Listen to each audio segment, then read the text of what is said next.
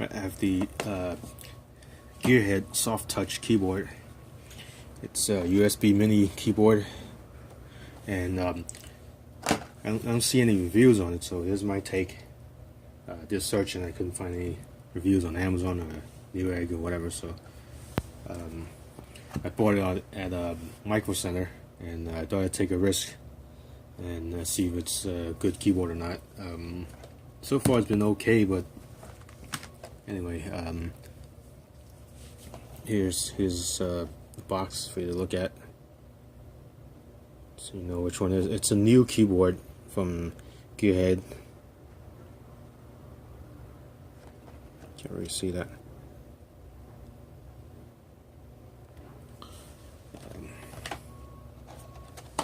Here's the back.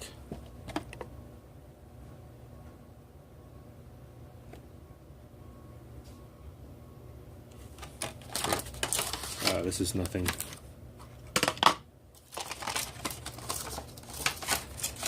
It's come through a little manual if you want to take a look at that.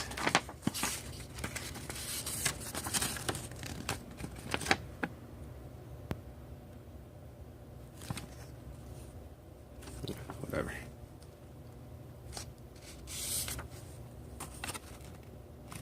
Take a look at that.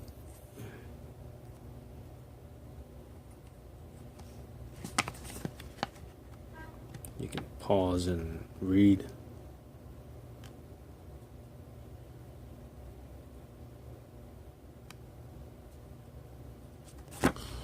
Okay. So when I went home and I plugged it in, I tried it out. It's got a nice touchpad here, so that you don't need a separate mouse or touchpad or whatever. So your keyboard and touchpad are all in one, which seems like nice and convenient and all. But then when I try to click, you could tap the click to single click, left click.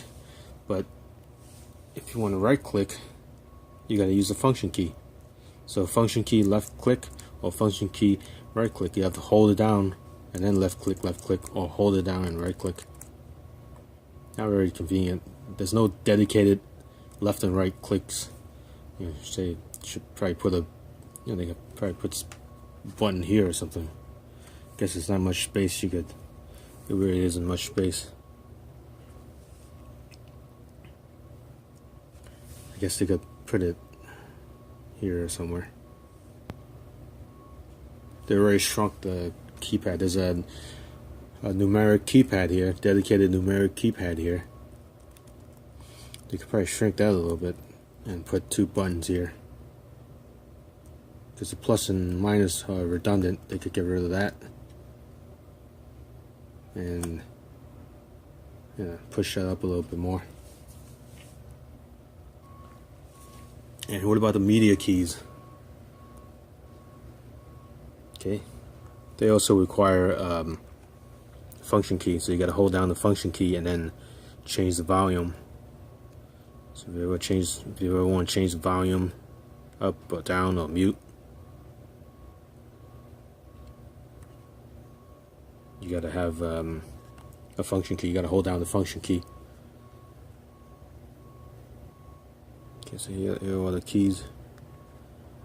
To insert, and you don't really use a lot of these often anyway, but the volume keys should definitely be dedicated. All these other media keys, it's okay to have you press function key, but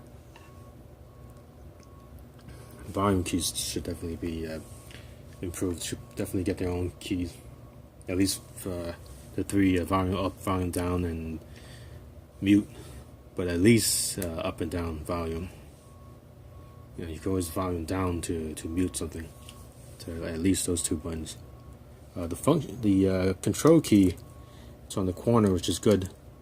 I like that. I don't know why sometimes the function key is on the corner and the control key it's somewhere in an unexpected place, because you usually expect the control key to be there, shift and control. You don't expect it to be somewhere else. How often do you use the function key? I guess they force you to use it all more often than you would. So I personally like the fact that the control key is here. There's another control key here also, but it's also, again, it's out of place. Should be here, but that's okay. I usually use the left control more than the right control. And the keyboard is very flat. As you can see, it's very flat. Very thin, flat keyboard. Thin and flat.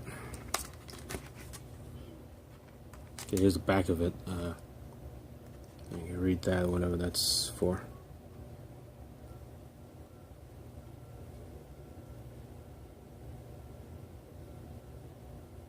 Okay, USB SmartTouch Touchpad keyboard. There's no kickstand here. There's no thing to hold it up. Like if you want to raise the keyboard a little, if you want to raise the back of the keyboard a little, there's no stand here. I guess that's one of the consequences of having a thin keyboard, is that there's no space to put stuff. It's so thin that there's no space to put a kickstand, maybe. Although I have seen keyboards that are very thin that also have a kickstand. You know, Logitech. But anyway, the keystrokes are very short. You know, just very short keystrokes. Obviously. Very short keystrokes. Okay. And so yeah, I'm also kind of surprised that they have their own. They have a dedicated numeric keypad. It's usually it's either a touchpad or a numeric keypad. They usually substitute.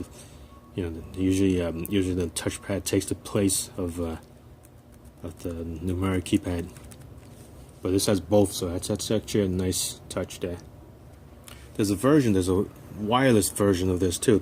I bought the one with the USB, but there's one that's wireless, and it's a 2.4 gigahertz dongle that you plug into your computer, and I'm not sure.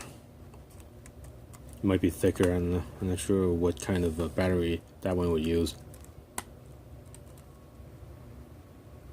But yeah, so you can choose between wireless or wired. So here's all the keys.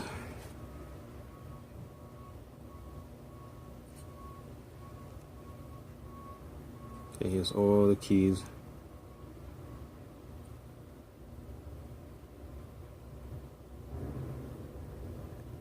Okay.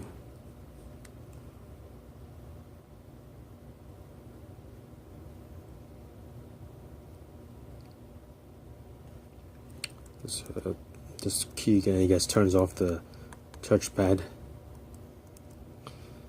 As you can see here, if they made these keys as low, as small as these keys here, they could put 4 buttons here. So here you got 3 buttons. You could probably put like 5, 1, 2, 3, 4, 5. You could fit like 5 of them. You could put like a very small enter key. You could put that, you know, volume up, volume down, mute, instead of these keys here. You get positive, up, down, and then enter. I guess you could do that. You could put the enter, plus, minus, volume down, volume up. 5 keys here. So there's certainly plenty of room for improvement. I like a nice big touchpad. That's good. Put another key here, another key here. So yeah, they could fit a lot.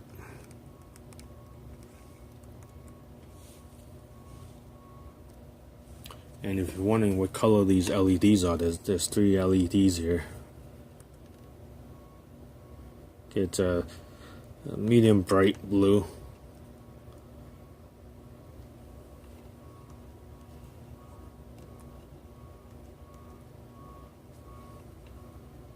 And what about this one?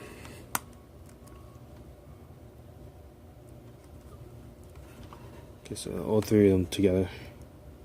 So I'm in a reasonably lit room, but you see it's kind of bright.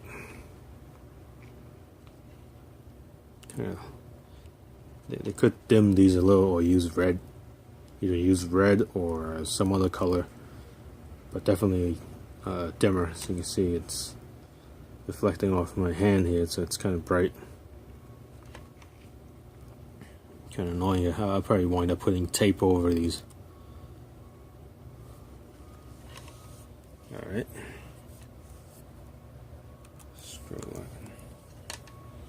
Alright, so it's a decent keyboard. Room for improvement, but a decent keyboard.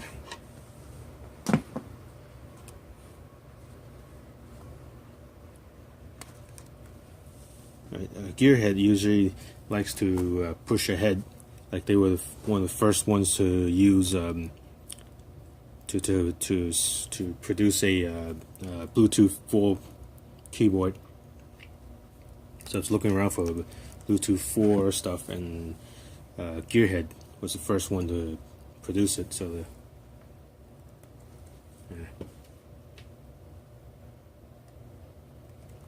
all right, thanks for watching. Have a good day.